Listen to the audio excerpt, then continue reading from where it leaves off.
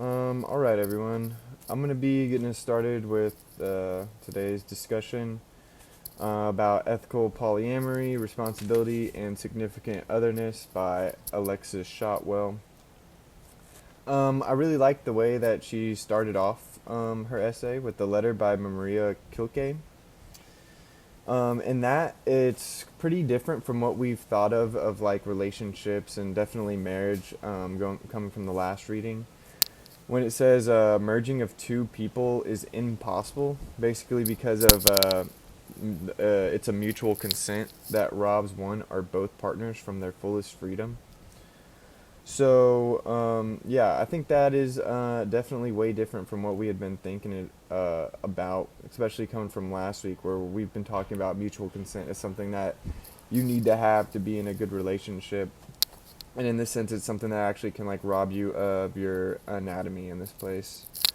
And there's also a couple other lines that I picked out from there. Loving the between the closest people, infinite distances exist. So I thought that was just an interesting kind of poetic line. It's just talking about how you can never truly be like one person or that true unity we were talking about earlier. So yeah, and any of y'all can write about like what y'all think these little poetic things mean. That might be something good.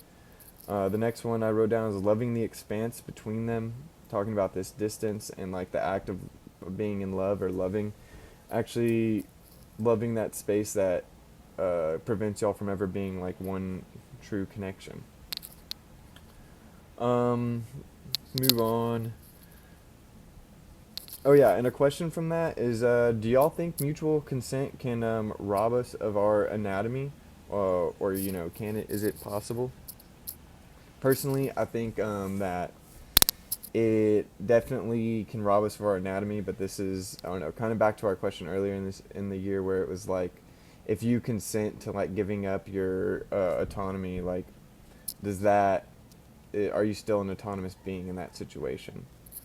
Which I'm not 100% sure. And then she kind of moves on from talking about the poem, and she talks about monogamy.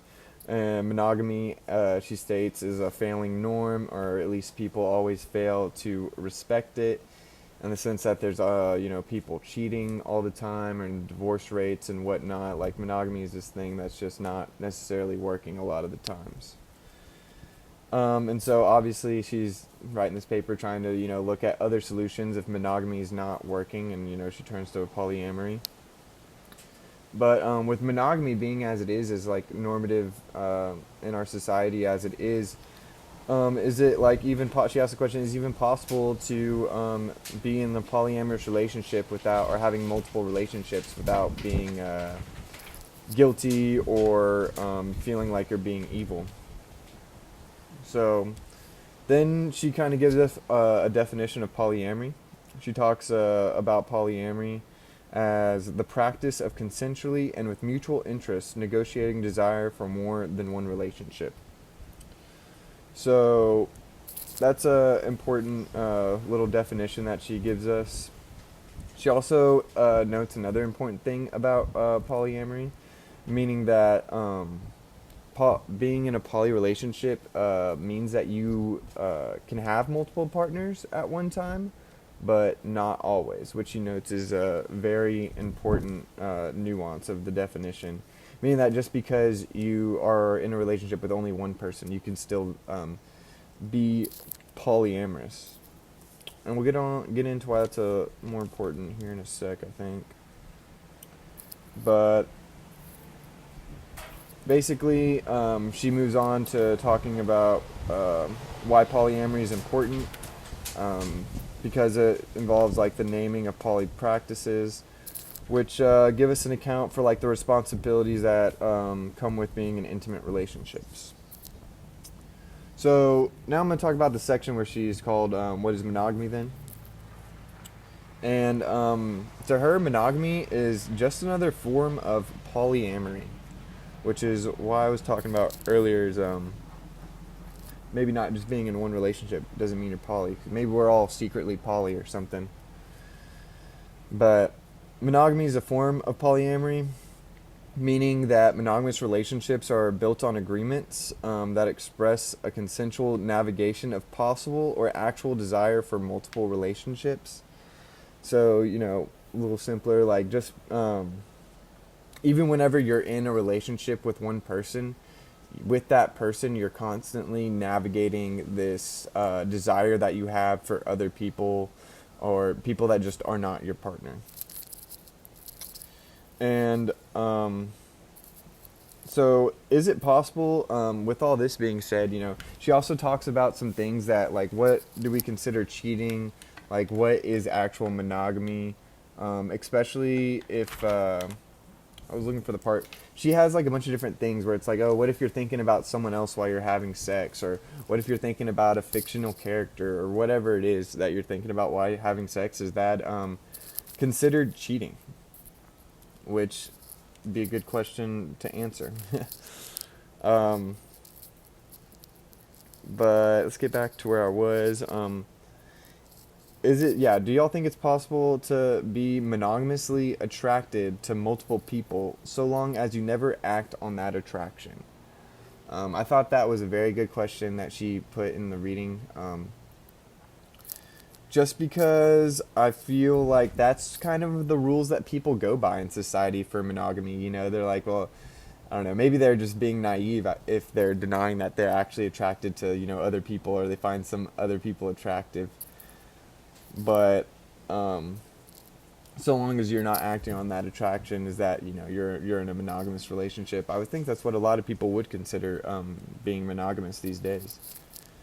And then back to the cheating thing, she says that a lot of the suffering and, conflict from relationships comes from what counts as cheating. And also, I already kind of talked about that, but she also mentions the occurrence of jealousy in monogamous relationships, and, questions she has, like, where does the jealousy come from?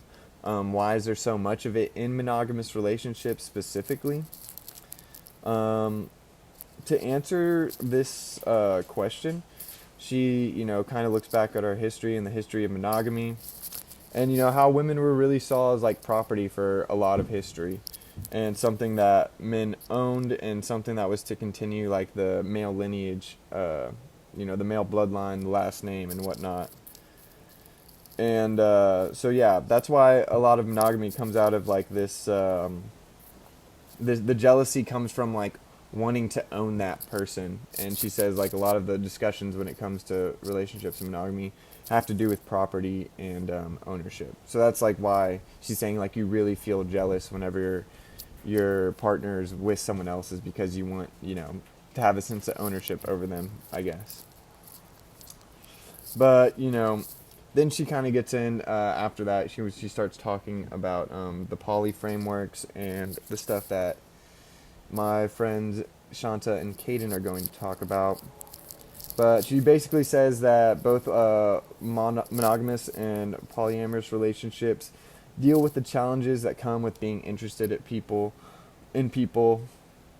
With respect to that, polyamorous relationships are going to be less bound and more explicit in the way they negotiate their desire to other people, because of the oppressive structure of monogamy and the sense of guilt that you have when you are actually attracted to other people.